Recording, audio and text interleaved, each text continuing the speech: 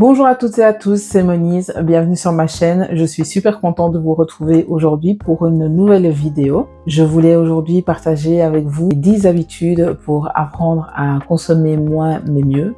Ce sont des habitudes relativement simples et faciles à appliquer au quotidien.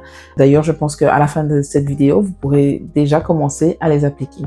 Donc, si ça vous dit, c'est parti. Première habitude, gardez ce que vous voulez vraiment. En anglais, il y a une petite phrase qui dit « If you don't use it or love it, it's clutter ». Pour moi, c'est une phrase qui veut tout dire et c'est facile de s'en rappeler. L'idée, c'est de garder chez vous et dans votre quotidien des choses que vous aimez sincèrement ou que vous utilisez. Si vous avez quelque chose chez vous qui ne remplit aucune de ces deux fonctions, en fait, pourquoi les garder? C'est simple quand on y pense comme ça, mais vous serez surpris du nombre de choses chez vous qui ne remplissent pas forcément ces deux fonctions et qui sont là, qui prennent de la place en fait pour rien. Donc voilà, je vous encourage vivement à faire un tour de tous ces petits objets qui traînent autour de vous et dont vous ne savez pas trop quoi faire et vous posez la question de déjà, 1, est-ce que je l'utilise? Oui ou non? 2, est-ce que c'est quelque chose que j'aime vraiment bien? Donc voilà, si ça répond à la négative à ces deux questions, vous pouvez vous en débarrasser directement. Astuce numéro 2, appliquez la règle du 1 qui rentre, 1 qui sort. C'est aussi une règle que j'adore appliquer et qui m'aide à ne pas recommencer à accumuler trop de choses une fois que j'ai fait un bon tri ou que je me suis bien débarrassée de certaines choses. Je prends vraiment cet engagement envers moi-même à chaque fois que j'achète quelque chose de me dire bon, ok, je me fais plaisir en achetant ça, mais je m'engage à me débarrasser de quelque chose d'autre qui est déjà chez moi en échange de ce nouvel objet, de ce nouvel habit. Voilà, un autre petit moyen pour vous, la prochaine fois que vous allez faire des magasins, du shopping pour le plaisir et que vous achetez quelque chose dont vous n'avez pas forcément besoin, vous dire ok, j'achète ça, mais en échange, je me débarrasse de quelque chose d'autre que j'ai chez moi et qui remplit relativement la même fonction. Astuce numéro 3. Commencez par le plus petit. Qu'est-ce qu'on entend par là? C'est lorsque vous êtes déjà bien avancé dans votre désencombrement ou justement vous êtes au début et que vous savez pas trop par où commencer, que vous avez par exemple plusieurs gels douche déjà ouverts, des produits d'entretien aussi qui remplissent la même fonction mais qui sont déjà tous aussi entamés. En fait, l'idée c'est de vous tenir à un seul produit et de commencer par celui dans lequel il reste le moins de produits justement. Donc je reprends l'exemple des gels douche. Vous prenez le gel douche dans lequel il reste moins de produits, vous tenez à celui-là, vous le terminez, et puis vous passez au suivant, et ainsi de suite, jusqu'à ce qu'il nous en reste plus que un. Et ça va vous donner la sensation de terminer des produits plus vite et d'avoir justement le côté positif de vous débarrasser de choses sans pour autant les jeter, mais de voir une certaine évolution dans les produits qui vous restent à la maison. Autre exemple, c'est les échantillons de produits cosmétiques qu'on reçoit en parfumerie. Moi, ça, je garde jamais. Au cas où, pour les vacances, on a tendance à les garder pour se dire oui, je les garde pour la trousse de voyage. Ça, je vous encourage vraiment à les utiliser directement, dès aujourd'hui. Si c'est un produit qui vous plaît pas, en fait, vous ne le gardez pas. Et ça vous permet de désengorger relativement vite, en fait, votre salle de bain, votre trousse à maquillage. Voilà. C'est une petite astuce qui n'a l'air de rien comme ça, mais croyez-moi, ça fait beaucoup. Astuce suivante, achetez moins. Alors, ça peut paraître logique comme ça, mais c'est une réflexion qu'il faut faire avant d'acheter, je pense, d'essayer d'être beaucoup plus intentionnel et de réfléchir à ce qu'on fait rentrer chez nous, à ce qu'on est prêt à donner comme argent pour telle ou telle chose, et de se poser la question tout simplement de est-ce qu'on en a vraiment besoin? Est-ce que c'est pas quelque chose qu'on a déjà à la maison? Petite astuce pour se challenger au moment de l'achat, c'est de se dire, de penser à notre salaire mensuel, de le transformer en salaire horaire et de se dire, tiens, cette paire de chaussures, en fait, ça me coûte X jours de travail, X heures de travail, et est-ce que je suis vraiment prête, maintenant que j'y réfléchis, à mettre 2 jours de travail pour cette paire de chaussures? Alors parfois ça peut être le cas, mais parfois pour les objets un peu plus insignifiants, on va dire, les choses qu'on se dit, ça coûte pas cher, donc voilà, je l'achète. Quand on y réfléchit, on se dit, ça coûte pas cher, mais en fait ça me coûterait une journée de travail. Donc ça permet d'un peu de pousser la réflexion. Et puis tout simplement, c'est quelque chose que je faisais pas avant, mais maintenant je prends vraiment le temps de me poser avant de faire un achat, c'est de vraiment me demander, est-ce que j'ai vraiment envie que cet objet, là maintenant qui est dans une grande surface, de le ramener chez moi et qu'il fasse partie de ma vie, en guillemets. À partir du moment où vous l'achetez, il fera partie de vous et ça prendra de la place chez vous. Et est-ce que vous êtes prêt à faire cette concession ou c'est vraiment quelque chose qui va vous apporter un plus à l'avenir?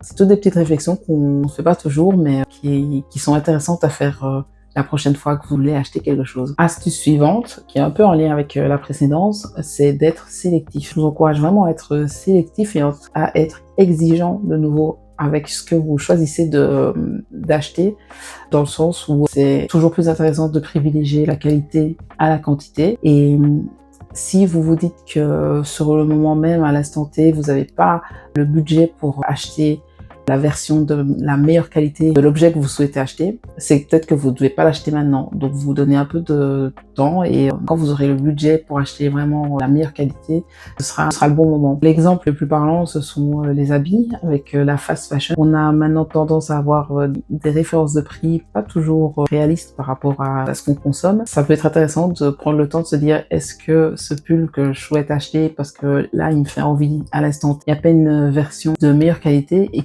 qui durera pour moi plus longtemps dans le temps. En gros, l'idée, c'est de se dire, le prix que vous payez pour quelque chose, c'est une chose, mais le prix que vous allez payer à l'usage, c'en est une autre. Comme je disais, si c'est un pull, un t-shirt qui est a priori bon marché, mais qu'après 2 passages à la machine à lessiver, vous ne pouvez plus mettre, en fait, voilà, ça n'a pas d'intérêt et c'est contre-productif. Puis au-delà de l'aspect économique, il y a quand même l'aspect écologique, de se dire, on essaie de consommer de manière un peu plus durable et de ne pas jeter les objets après 1 ou 2 utilisations. Astuce suivante, ne pas garder les objets au cas où.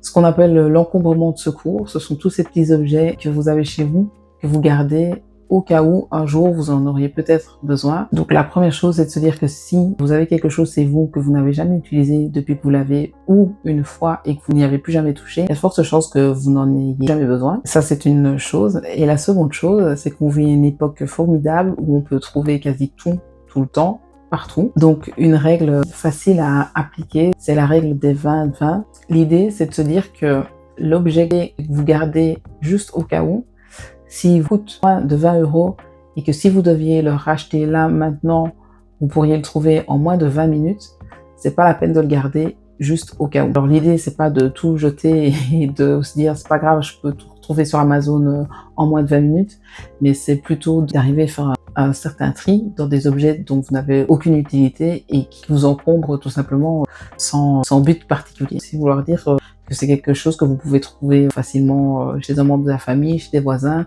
qui peut se prêter ou s'emprunter facilement.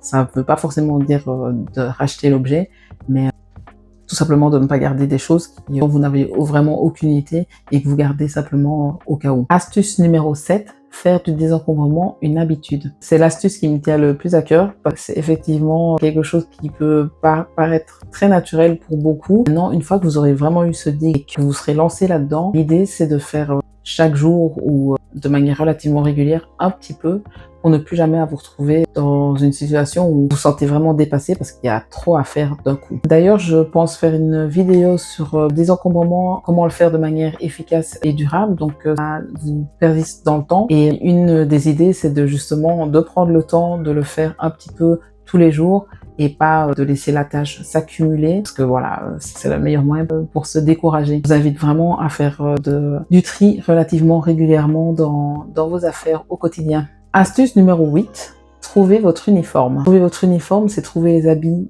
qui vous mettent en valeur, dans lesquels vous vous sentez bien, qui sont faciles à mettre ensemble. Je dis les habits, mais ça s'applique évidemment aux chaussures, aux accessoires, à la coiffure, au maquillage.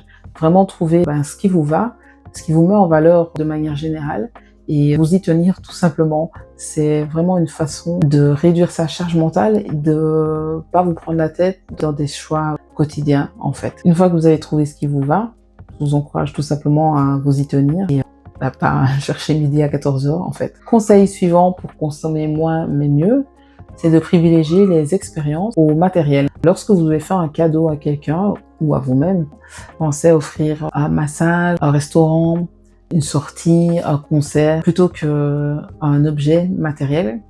L'expérience vécue va probablement laisser un autre souvenir chez la personne à qui vous allez l'offrir. Aussi, les cadeaux matériels qu'on offre, parfois, les gens sont un peu gênés de le recevoir, mais alors en plus, ils sont gênés de penser à s'en débarrasser, ce qui ne devrait pas, mais du coup, le but du cadeau n'est pas du tout rempli si en plus personne derrière culpabilise parce qu'elle se dit oh, déjà j'aime pas et en même temps j'ose pas m'en débarrasser parce que c'est quelque chose que quelqu'un m'a offert donc je suis obligée de le garder. L'idée même du cadeau alors repère vraiment complètement tout son sens. Dernière astuce pour consommer moins mais mieux, gardez une wish list. Je vous encourage vraiment à faire une liste de souhaits que vous notez sur papier ou en mettez en favori sur votre téléphone, sur votre ordinateur. L'idée c'est de se dire dès que vous voulez quelque chose et que vous avez envie de l'acheter, de le mettre sur cette liste de souhaits, sur cette wish list et d'y revenir, je sais pas moi, un mois plus tard. Et si un mois plus tard vous en avez toujours envie, bon, c'est peut-être quelque chose que vous voulez vraiment